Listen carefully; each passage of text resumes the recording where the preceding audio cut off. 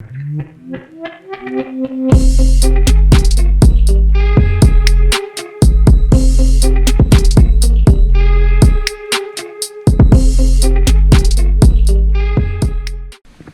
guys, I'll show you how I'm working with this 4/0 gauge wire. And so if you haven't worked with this wire before, there's a couple of tricks and a couple things that make it a little easier to work with. So first off, I've got one clean edge here that I've just recently cut. When I get to the other side, I'll show you how I use these to cut it.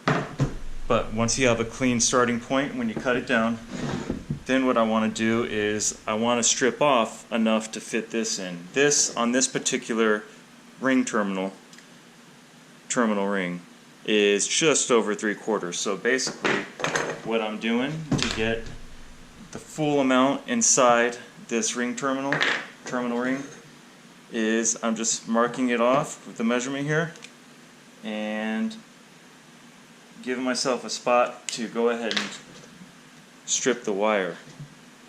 Now to do that, there's a couple different tools you can use, but I found this one actually kind of handy. So it's got a little blade in here, and if you can see that, this blade actually moves around, and that's fine that it does, because what it will do is it will open it up this way as I rotate, and then I'll drag it and I'll actually help remove the sheathing that way. So what I'll do first is I'll just find this, get it lined up with the line,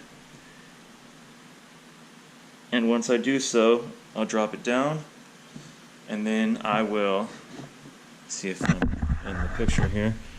Then what I will do is just spin this around, trying to keep it as straight as I can. And you can look and see where you've already passed through that it's been split. And I just want to make sure that where I'm reconnecting, it's already been cut. That way I have a full cut all the way around. And then I'll take it and I'll slide it off this way. Like that. And then now you have a nice clean end to work with for this ring terminal. Now a lot of times you can actually tin the surface with some electrical solder, and there's nothing wrong doing that. It's actually a good thing to do, but in my case these are so perfectly sized that it's almost a problem doing that. It just creates a little bit more space, which makes it tough. So this fits in here so perfectly that I just go ahead and line this in. So let me show you. So I've got my clean cut there, and you can see it's right around the length of this, so it fills up that whole inside. And then I'll take it and I'll be careful and I'll just try to make sure I get all the strands in there. And see, it's a very nice snug fit. And then I will push it down. And once you have it there, this is our crimper that I'm using. Now you can get big hydraulic crimpers with different die sets and all that, but this is 20 bucks for this. And it works pretty simply. So what I'm going to do is I'm going to cut the other side, and then we'll crimp both sides at the same time, one at a time. So I'll move on to that in a minute. But now what I want to do is I'm just going to match this length, because I've already figured out the length that I need. So if I match this to length, because this is how long I want my next cable to be, I want it to be the same way, I can look and see where that would need to be cut at. And once I do, I can take my marker and do the same thing. I'm going to cut where I want the end of the actual copper wires to be, because then I will strip afterwards. So make sure that you cut it there and not where the sheathing ends. So once I have that marked, now I can get to using these, and these come in handy as far as cutting this bigger wire, because it is a little bit of a pain to cut, especially if you don't have the right tools. But if you do, a little bit of elbow grease behind it and it works out alright. Another thing that you'll notice that I'm doing is when I'm cutting these, I'm keeping this bend in the wire, and I'm just doing that because this is the shape that I ultimately am going to have it in when I'm cutting it. I want it to be the same shape, and that's just going to ensure that if it changes how far one end versus another end sticks out, that it's all even and it works out the way that I want it to. So I'll get lined up on my line there, and then once I have it there, now it's time to cut. And it takes a little bit of elbow grease. It's not too bad. Like that. And then here's my other side. So as you can see here, these will be the same length once I strip this off. So now I'm going to do the same thing when I strip this off. I'm going to put my mark here so I know about where I want to strip off the outside. And then once I have my mark, I can go ahead and put this right here, and I'll line this blade up right with the point that I want to strip the conductor. And then now, same thing, I will try to go nice and straight. Sometimes it doesn't dig in at first. You'll feel it when it starts to really grab. And okay, there, looks like I am all the way. See my straight line here? So I'm all the way through, so now I'm going to go ahead and strip it off. And that one caught a little bit, so one little part of the edge wasn't all the way clear, so now we're good. Couple of strands. If it was a lot of strands, I would want to do it again, because you want to make sure you have all your conductors, but that was basically just a few strands, so nothing big to worry about. And then what I'll do is get my terminal, and same thing as I did before, get my terminal, line it up, and the same pattern as where the other side is. Try to make sure I get all these in here.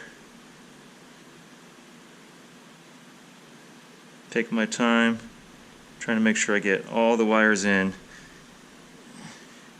there. And there's just those little couple that didn't get in there.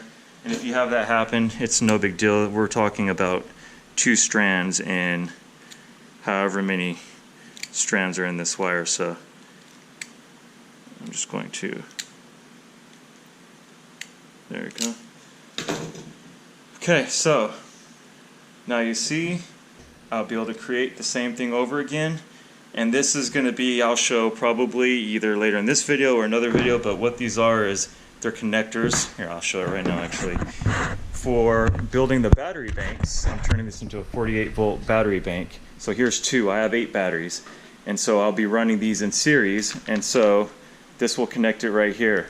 The reason I don't cut it shorter and go straight across is because I want to have a little flexibility in here, so if it's not perfect in length, you're not fighting with this cable because it's thick. Like say if you get just a little too short and it won't work, or if it's just a little too long and it wants to give it like a little bit of a bulge. So if you do it this way, you can recreate them all the same. They don't all have to be exactly perfect, and they'll do the job just as you need them to do. So that's how you do that part. So now we'll come down here and we'll hit the crimping. So to crimp these, I've got a little hammer crimp right here, and again, you can get yourself a really nice hydraulic one, but this is $20. So for $20, all you do is guide this in, and you will feel it where it wants to just sit there naturally. You drop this pin down, make sure you're centered, and you've pushed your wire all the way in. Again, I'm keeping a bend in this wire, so it crimps it while it's actually got the bend that it will have. And it's got like a hollow sound to it until about there. Now it's solid, and I know I've gotten all the way down. And once you've done that, you can see you get a nice quality crimp, and then it's ready just to put the heat shrink over it. So I'm going to do the same thing on this other side. Again, I will keep the bend in this just so I keep the form. Push this all the way on, and I'm going to do the same thing again. Lift this up, slide it down into place, wiggle it around until I find the perfect spot for it, and hollow, getting hot, and they're solid. I know I'm in there. And so that's it. That's how you can put your terminal rings on the end of these thick gauge wires. And then what I will do is I've got quality electrical outdoor heat shrink.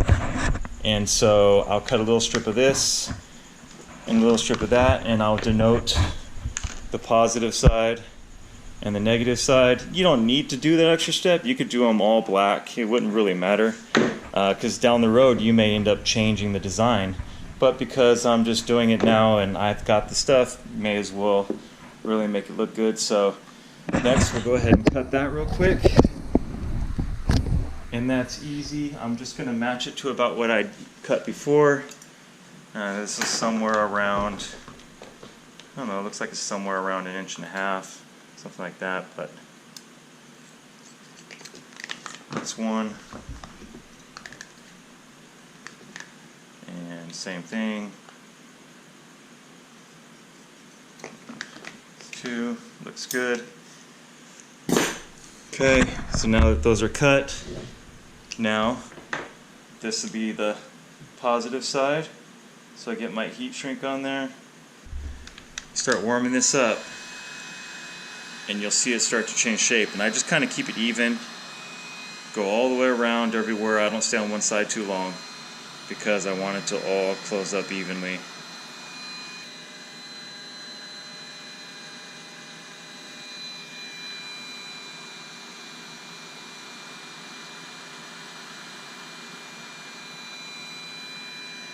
You can see it's starting to really get snug now.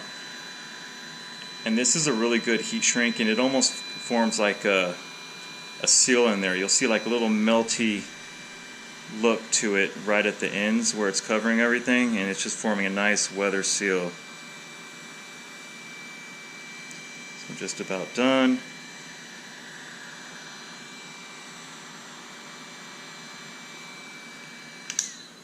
That's it. Now I just have to do the same thing on the other side. I'll slide this one over here, line it up, heat shrink that, and then I'll have another one of these connectors done to wire my battery in series.